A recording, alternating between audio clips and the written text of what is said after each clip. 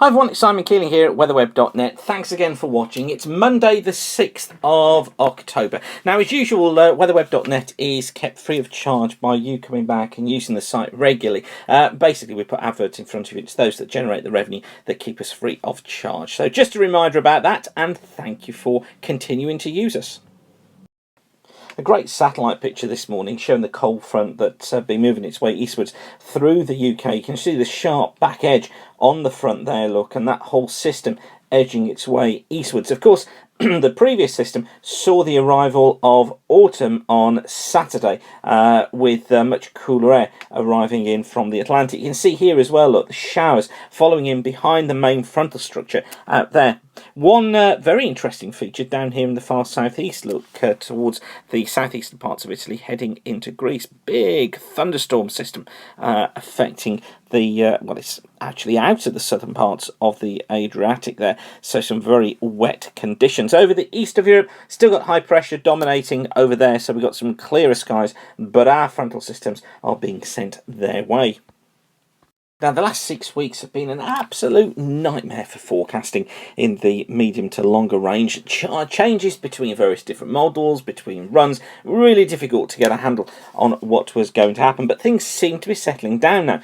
This is the comparison of the charts from the Canadian, from the American model, from the ECMWF, and from the UK Met. This is for next Sunday, and interesting to note, look, all of them got this trough of 500 millibars through the UK, heading down towards the west of Portugal. So we've got some good agreement. All of them as well going for a surface area of low pressure, look, somewhere close to the UK, so unsettled weekend ahead. We've got cooler air in the west, we've got warmer air off towards the east.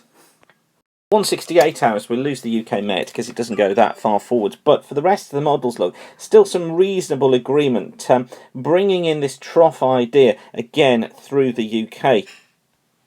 At 192 hours, the 500 millibars actually similar between all of them. So we've got this developing jet here out in the Atlantic, we've got the trough off towards the east of the UK. There it is here, look, but this developing jet coming through. The GFS is the slowest to pick up on the idea of this jet, and I do think that as that jet comes in, have a significant impact on our weather. This is the 216-hour forecast valid for next Wednesday, so that's the 15th of October, and the jet by then has strengthened and it's through here.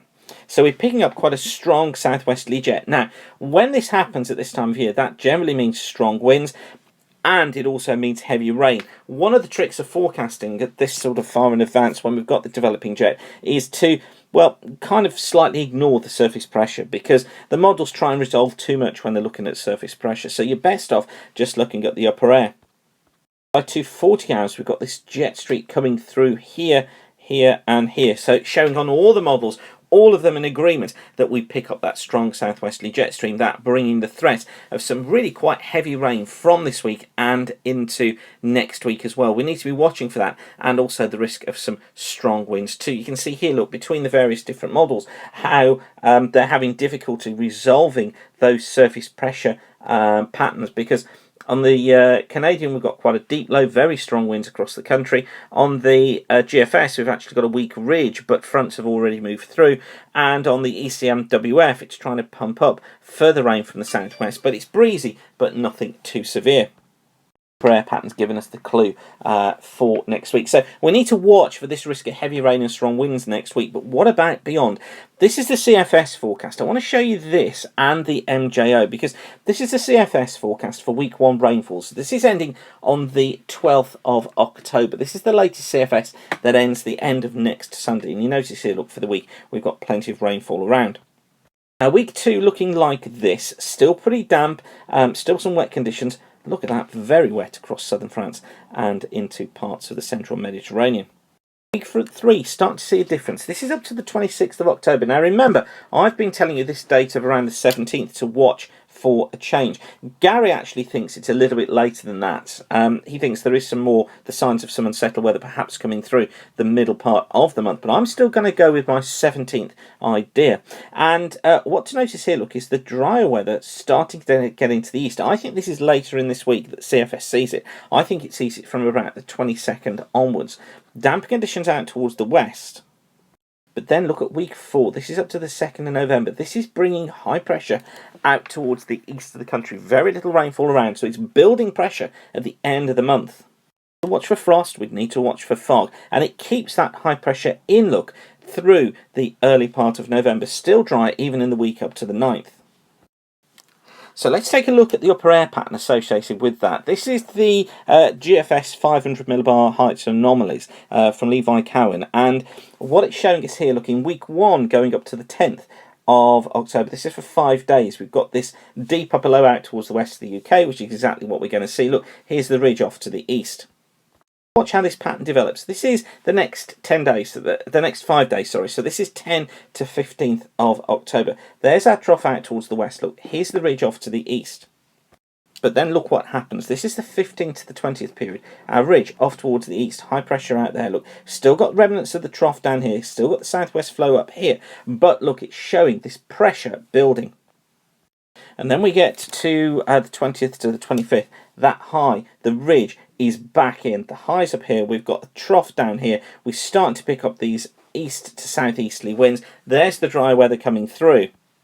Already seen, look, it sticks with that. This is the 25th to the 30th of October. So we're building this idea of this high building in. Of course, things could be wrong. So what else have we got on there? Well, again, you've got to remember, this is all based on the CFS, okay? So it is going to point in one particular direction. But if we look at different parameters of the CFS, we can build an idea as to how reliable this could be. So the MJO then, coming through phase 6, up to around the 16th of October. Then we're into phase 7 up to about the 25th. Then we go into phase 8 up to about the 30th before we phase 1 into the early part of November. So what do those translate to?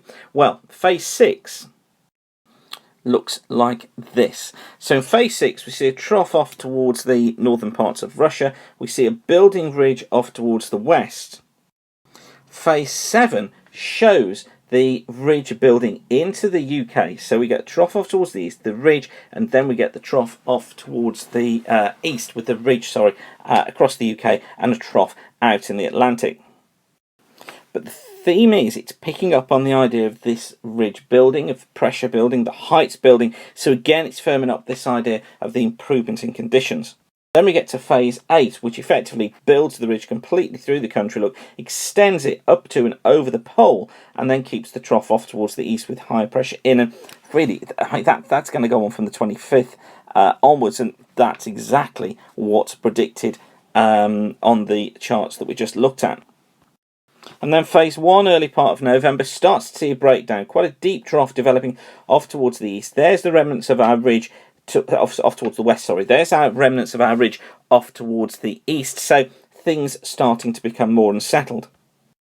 So what do we take from it? Well, actually, what we can take is up to around the 17th of October, we're working on things being unsettled. An improvement after that date. Higher pressure building in probably 18th to around about the 2nd or 3rd of November. Not looking too bad.